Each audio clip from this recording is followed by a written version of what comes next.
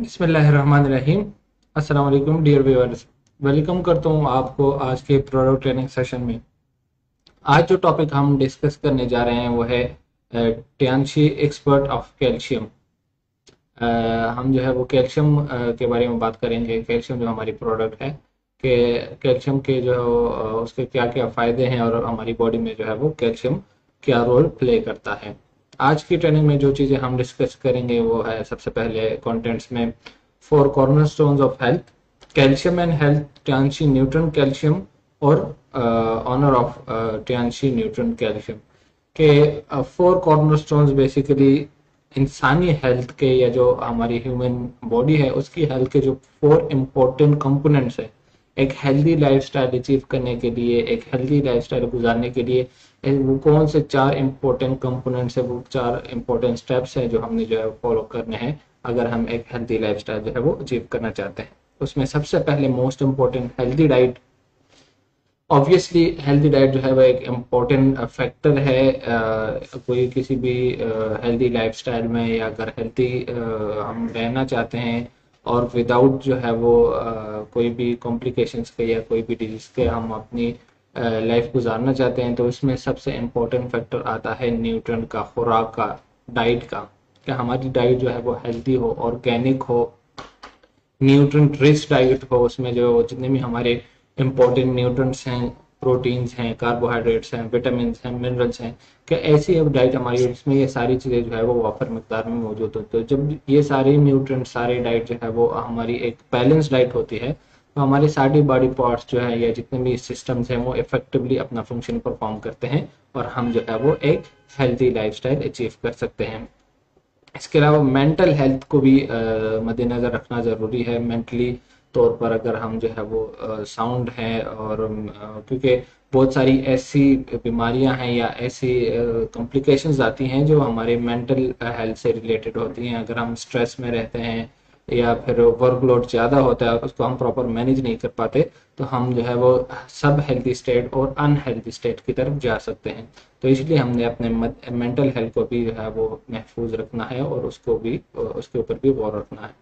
इसके अलावा sports exercise exercise का करना भी बहुत एक इम्पॉर्टेंट फैक्टर है एक हेल्थी लाइफस्टाइल में, क्योंकि जो भी चीज़ें हम लेते हैं अगर हम एक्सरसाइज प्रॉपर नहीं करते तो एक्सरसाइज से क्या होता है पूरे बॉडी की मूवमेंट होती है, जितने भी जो भी न्यूट्रिएंट्स हम ले रहे हैं, जो भी खुराक हम ले रहे हैं, तो वो प्रॉपर जो है वो पूरी बॉडी में सर्कुलेट हो जाती है और हर एक सेल और हर एक हमारी बॉडी का जो हर एक कंपोनेंट होता है वो प्रोसेस कंटिन्यूअस प्रोसेस में होता है, वो यूटिलाइजेशन कर रहा होता है एनर्जी की, सारे न्यूट्रिएंट्स की।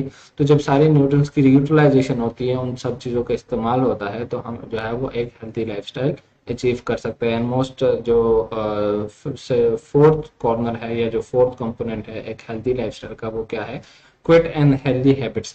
ऐसे हैबिट्स या ऐसे आदतों को हम ख़त्म करें जो हमारे लिए अनहेल्दी है, जैसे जंक फूड का खाना या स्मोकिंग वगैरह, अल्कोहल लेना, ये सारी चीज़ें जो है वो अनहेल्दी हैबिट्स हैं।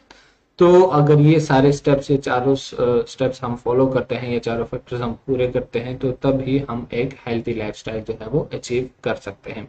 न्यूट्रिएंट्स की तरफ आते हैं। न्यूट्रिएंट्स में मोस्ट इम्पॉर्टेंट जो हमने अक्सर चीज़ें तो काफ़ी डिस्कस कर भी ली है, आज जो हम टॉपिक पे जिस टॉपिक पे हम डिस्कस कर जिस टॉपिक पे हम बात करेंगे वो कैल्शियम के ऊपर बात करेंगे कि कैल्शियम का हमारी बॉडी में क्या रोल है और इसके जो है वो इसकी डिफिशियंसी के कौन से अलामात हो सकते हैं और क्या उसके नुकसान हो सकते हैं। तो कैल्शियम बेसिकली क्या है? Calcium also known as the life element is the most abundant minerals element found in the human body.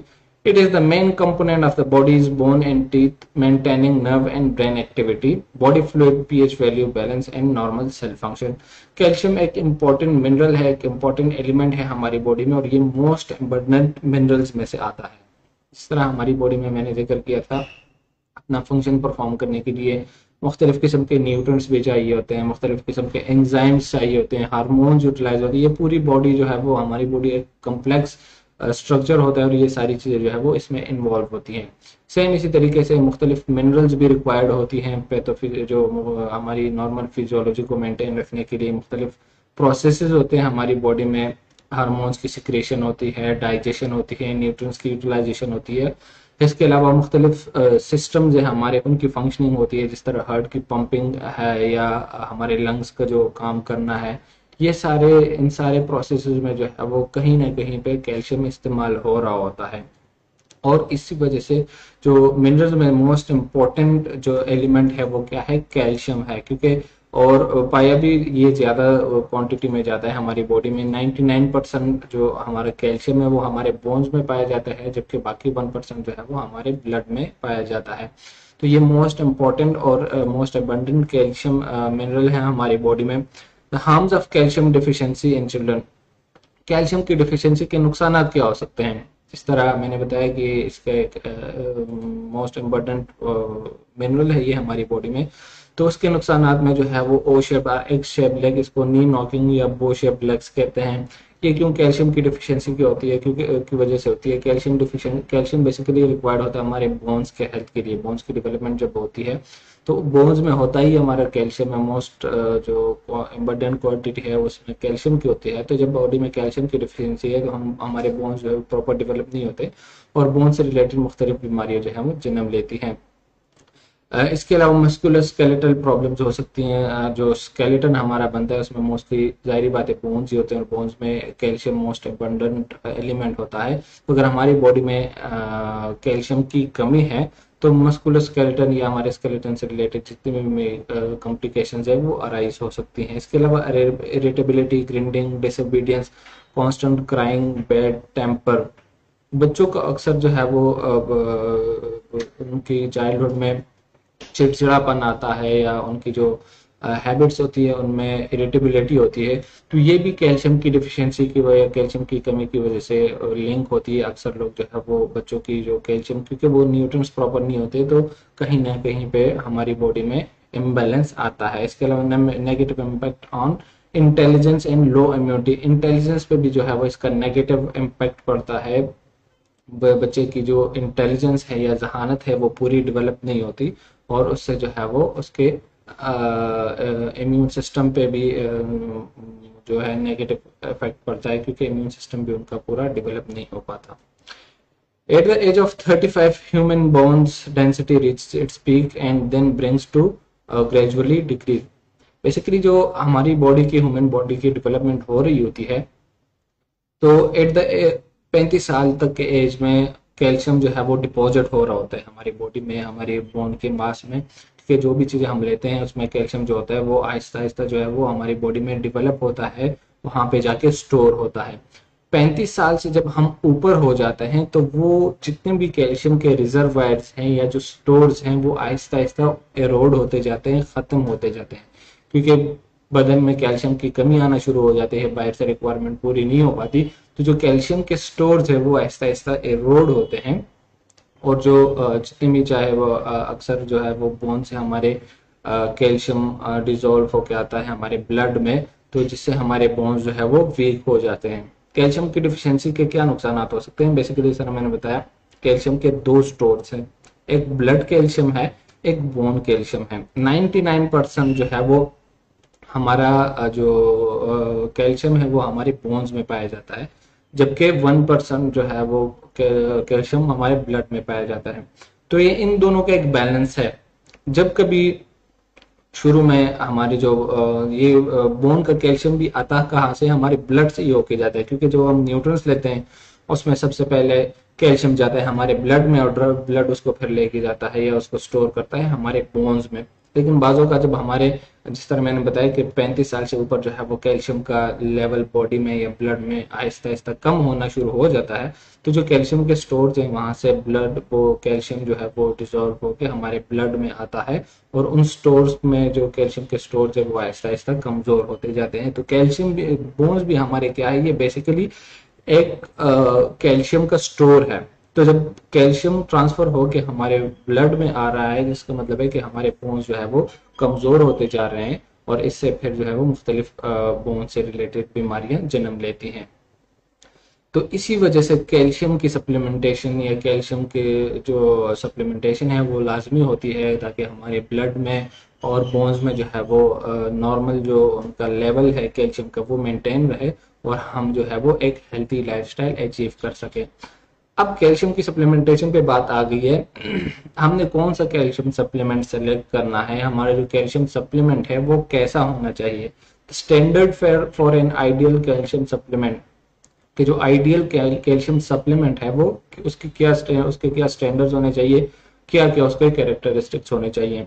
तो एक आइडियल कैल्शियम प्रोडक्ट या एक आइडियल कैल्शियम सप्लीमेंट के लिए उसकी जो मोस्ट इंपॉर्टेंट फैक्टर है बायोलेबिलिटी, उसकी बायोलेबिलिटी हाई होनी चाहिए। बायोलेबिलिटी का क्या मतलब है कि जो कैल्शियम प्रोडक्ट हम ले रहे हैं वो अवेलेबल भी हो जाए हमारे ब्लड में। जितनी ज्यादा क्वांटिटी हमारे ब्लड में अवेलेबल होगी उतनी ही ज्यादा उसकी हाई बायोलेबिलिटी होगी। तो इसका मतलब है कि जो कैल्शियम हम सेलेक्ट करने जा रहे हैं हमने उसकी बायोलेबिलिटी देखनी है कि उसकी बायोलेबिलिटी जो है वो ज्यादा हो। दूसरे नंबर पे प्योर विदाउट एनी फॉरेन या इनऑर्गेनिक जो मुख्तलिफ इम्प्योरिटीज हैं उनके उससे फ्री हो, और प्योर सोर्स हो, कैल्शियम रिच सोर्स हो। जो सोर्स जो प्रोडक्ट है जो सप्लीमेंट हम ले रहे हैं the source should be calcium rich, क्योंकि ऐसे बहुत सारे सोर्सेज हैं प्रोडक्ट्स हैं जिनमें कैल्शियम तो होता है लेकिन वो इतनी क्वांटिटी में नहीं होता। तो इसलिए हमने इस बात पे गौर करना है कि जो हम कैल्शियम ले रहे हैं उसमें वाफर मिकदार में कैल्शियम है भी कि नहीं, क्योंकि उसमें और भी बहुत सारे एक्सिपिएंट्स होते हैं और बाज़ औक़ात एक्सिपिएंट्स जो है वो उस हमारे जो एक्चुअल चीज़ हमें चाहिए होती है उससे एक्सीड कर जाते हैं, तो उसमें कैल्शियम का कंटेंट इतना नहीं होता। इसीलिए इस बात को जो है वो आपने इंश्योर करना है कि जो सोर्स ये जो प्रोडक्ट ये जो सप्लीमेंट हम ले रहे हैं उसमें कैल्शियम का कंटेंट जो है वो वाफर मिकदार में हो। High absorption rate and safe and not side effect, जो एब्जॉर्प्शन रेट है वो उसकी हाई हो, यानी क्विकली जो है वो डिजोल्व करके हमारे ब्लड में आ जाए। जैसे ही हम वो सप्लीमेंट ले तो एब्जॉर्प्शन रेट उनकी ज्यादा होनी चाहिए, रेट फास्ट होनी चाहिए, ताकि वो क्विकली जो है वो हमारे ब्लड में आके शामिल होके फिर जो है वो हमारे नॉर्मल जो ब्लड का लेवल है उसको मेंटेन रखे। Comparison advantage and disadvantage of various calcium supplements product. Market में बहुत सारे कैल्शियम के सप्लीमेंट्स अवेलेबल हैं, मुख्तलिफ सोर्सेज होते हैं, हर मुख्तलिफ जो उसके सप्लीमेंट्स होते हैं। तो उसका एक कंपैरिजन किया हुआ है इस टेबल में। इसमें 4 सोर्सेज दिए हुए हैं। सबसे पहले enzymatic hydrolysis of bone calcium product, जो हमारा कैल्शियम है टीएनसी का जो कैल्शियम है वो बेसिकली उसका सोर्स क्या है, बोन कैल्शियम पाउडर है। जो जबकि बाकी जो सोर्सेज हैं inorganic calcium, organic ionised calcium, chemical synthesis कुछ जो है वो केमिकल सिंथेसिस के जरिए केमिकली जो है वो उससे कैल्शियम बना के उससे सप्लीमेंट्स बनाते हैं। तो ये मुख्तलिफ सोर्सेज हैं। अब जो सोर्स है मोस्ट जो रिलायबल सोर्स है वो क्या है, बोन कैल्शियम, जबकि बाकी में कुछ में ऑर्गेनिक चीजें होती हैं, इनऑर्गेनिक चीजें होती हैं, केमिकल सिंथेसिस के जरिए जो भी सप्लीमेंट्स में जो है वो कैल्शियम बनाया गया होता है। तो इसमें मोस्ट सेफ और मोस्ट जो इफेक्टिव है वो हमारा जो बोन कैल्शियम सोर्स है, क्योंकि इसमें मुख्तलिफ एनिमल की बोन से जो है वो उसको पाउडर उसको मुख्तलिफ बायोलॉजिकल प्रोसेस से पास करके उसका पाउडर बना के उसको जो है वो पैक किया जाता है। तो इसका जो सोर्स है वो मोस्ट रिलायबल सोर्स है। और एडवांटेजेस के क्या हैं, safe to eat without irritation, easy to solve, easy to absorb, comprehensive nutrition source, high calcium content, a variety of flavours, good taste and series of product. ये इतने सारे जो है उसके एडवांटेजेस हैं। अब ये कुछ एडवांटेजेस बाकी सोर्सेज में भी होंगे, लेकिन उसके साथ साथ उसके कुछ डिसएडवांटेजेस भी होते हैं। जिस तरह अगर हम इनऑर्गेनिक आयोनाइज्ड कैल्शियम की बात करें तो उसका प्राइस तो कम होगा, उसमें कैल्शियम का कंटेंट भी ज्यादा हो, लेकिन उसमें मसला क्या होगा, लो सॉल्बिलिटी, उसकी सॉल्बिलिटी कम होगी, जिसकी वजह से उसका एब्जॉर्प्शन रेट जो है वो कम होगा और बायोबिलिटी उसकी कम होगी। लो एब्जॉर्प्शन रेट, अल्कलाइन होगा, इरिटेट, और जब जाहिर बात है वो एब्जॉर्प्शन उसकी कम होगी तो वो या ज्यादा देर में होगी तो वो जो हमारा स्टमक है उसको भी इरिटेट करेगा।